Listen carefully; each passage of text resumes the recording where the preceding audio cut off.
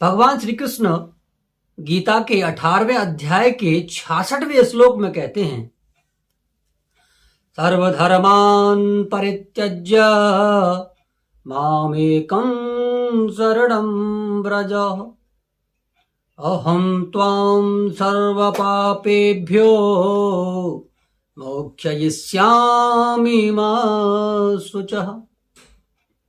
सर्व माने सभी और धर्मान माने धर्म, यानी कि सभी धर्मों को परित्यज्य, परित्यज्य माने त्याग दो, छोड़ करके क्या करना है, माम एकम यानी कि सिर्फ और सिर्फ मेरी, माम माने मेरी, एकम शरणं व्रजः सिर्फ मेरी शरण में आओ। क्यों ऐसा भगवान ने क्यों कहा है कि सभी धर्मों को छोड़ करके मेरी शरण में आ जाओ? इसलिए कहा है कि अहम त्वाम सर्व पापेभ्यो, अहम माने मैं, त्वाम माने तुम्हारे, सर्व माने सभी, पापेभ्यो। यहां भगवान कृष्ण ने पापेभ्यो क्यों कहा है, पाप क्यों नहीं कहा है, ये सोचने का विषय है। पापेभ्यो क्यों कहा है, पाप क्यों नहीं कहा है?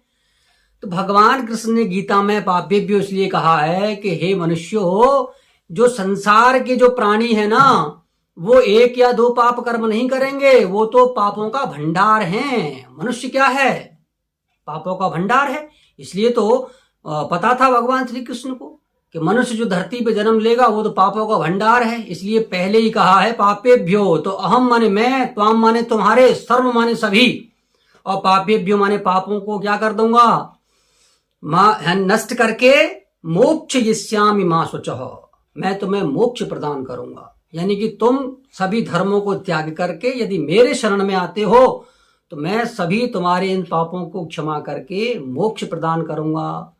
ऐसा तो सिर्फ मेरे इस धर्म में ही है।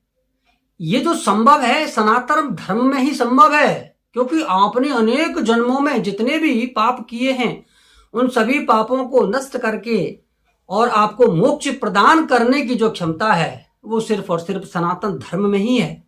इस धर्म में ही आपको ये मुक्ति प्रदान करने की जो क्षमता है वो आपको यहाँ पर भगवान के द्वारा दी गई है। किसी और धर्म में ये व्यवस्था नहीं है। आप अजामिल को देख लीजिए, डाकू अजामिल, कानकुब्ज अजामिल, दिन रात चोरी डकैती लूटपाट परस्त्री गमन करना, सुरापान करना, ये सारी दुर्व्यसन उसमें थे। लेकिन अंत में अजामिल ने क्या किया, नारायण नारायण पुत्र का नाम जप करके और मोक्ष को प्राप्त कर लिया। तो ये जो सारी जब व्यवस्था है सिर्फ और सिर्फ सनातन धर्म में है।